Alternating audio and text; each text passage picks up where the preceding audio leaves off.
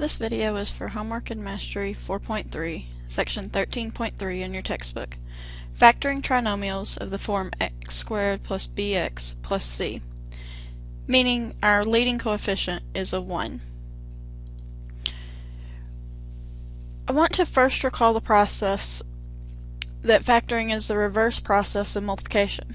So if we use the FOIL method, we can show that x minus 3 times x minus 8 is equal to x squared minus 11x plus 24.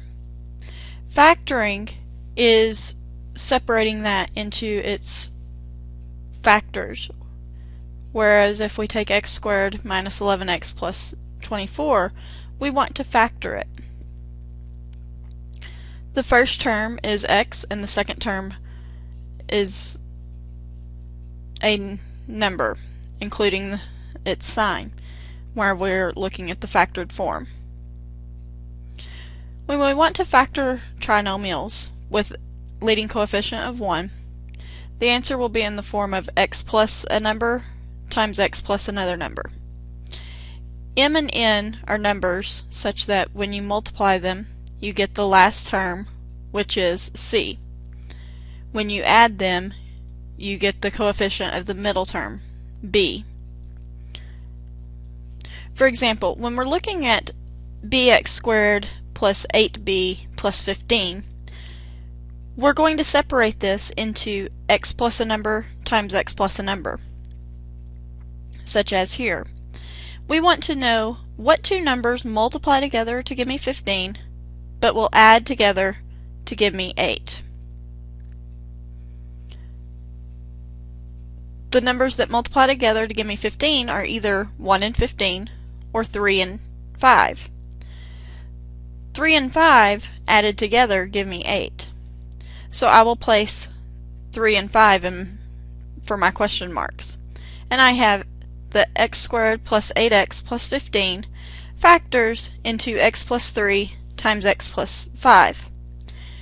We can always check our solution by foiling it back together. X times x gives me x squared. X times 5 gives me 5x. 3 times x gives me 3x. So 3x plus 5x is 8x. And 3 times 5 is 15. Let's look at x squared plus 12x plus 20. I want to know what two numbers multiply together to give me 20, but will add together to give me 12. So what I'm going to do is I'm going to write down, since 20 has multiple combinations, I'm going to write down some possible values. When I do, 1 times 20 gives me 20, 2 times 10 will also give me 20, and 4 times 5 gives me 20. Well, 1 plus 20 gives me 21. 2 plus 10 gives me 12, and 4 plus 5 gives me 9. So this is the one where I get a product of 20 and a sum of 12. So the numbers that I'm going to use are 2 and 10. This is the combination that works. So I'm going to have x plus 2 times x plus 10. If we look at this example, x squared plus x minus 42. I want to get two numbers that multiply together to give me a negative 42 and add together to give me a positive 1. Since I'm wanting to multiply to give me a negative 42, that means that one number must be positive and one must be negative. So the factors that we'll use are 6 and 7, and I want to use a positive 7 and a negative 6, because 7 minus 6 will give me a positive 1, and 7 times negative 6 gives me a negative 42.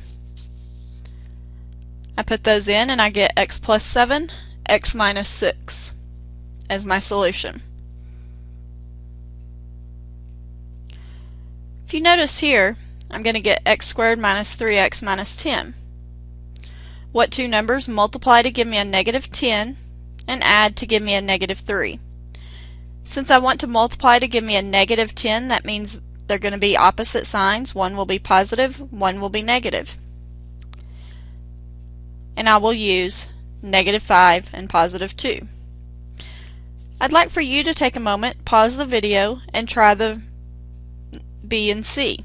Y squared plus 10y minus 24, and x squared minus 16x minus 36. And see what you get. When you have an answer, start the video again. If you tried y squared plus 10y minus 24, you would get y plus 12 times y minus 2, because positive 12 times a negative 2 gives me a negative 24. A positive 12 minus 2 will give me a positive 10. For x squared minus 16x minus 36, I'm going to get x minus 18 times x plus 2. A negative 18 times a positive 2 will give me a negative 36, and a negative 18 plus 2 will give me a negative 16. Now, my factors can be written in either order.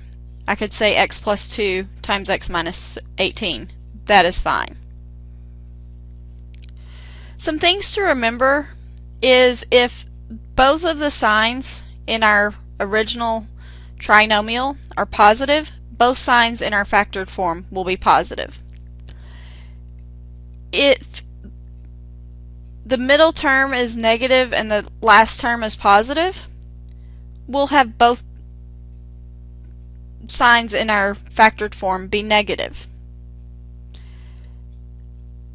If we have the last term be negative, then our middle term tells us that we're going to have one positive and one negative, and our larger number will be the sign of our middle term. So because we want to add to get that middle term. Let's look at this example. We have 2z squared minus 12z minus 32. If you notice, all of the factors can be divided by 2 first. We want to factor out our greatest common factor first if we have one. When I factor out a 2, I have 2 times z squared minus 6z minus 16. Now I can look at this trinomial here, z squared minus 6z minus 16. What two numbers were multiplied to give me negative 16, but add to give me negative 6? Those two numbers are going to be negative 8 and positive 2. Notice I have let my 2 in front follow me down. So my factored form will be 2 times z minus 8 times z plus 2. If we look at 3x squared plus 9x minus 162, again, we always want to try to factor out our greatest common factor first. When I look at these three numbers, I notice that each of them are divisible by 3. So I'm going to factor out a 3, and I'll get 3 times x squared plus 3x minus 54. Now I can look and say what two numbers multiply to give me a negative 54, but add to give me a positive 3. Since I want to multiply to give me a negative 54, that means one of my numbers will be positive and one will be negative. Since I want to add to get a positive 3, that means that my larger number will be positive. And my numbers will be 6 and 9. So I have 3 times x minus 6 times x minus 9. The thing that you have to watch here especially is your signs. Always multiply out your factors to check and see, did you get what you originally started with? Check those signs. Make sure that you have them in the right positions. If you need help, please let one of us know.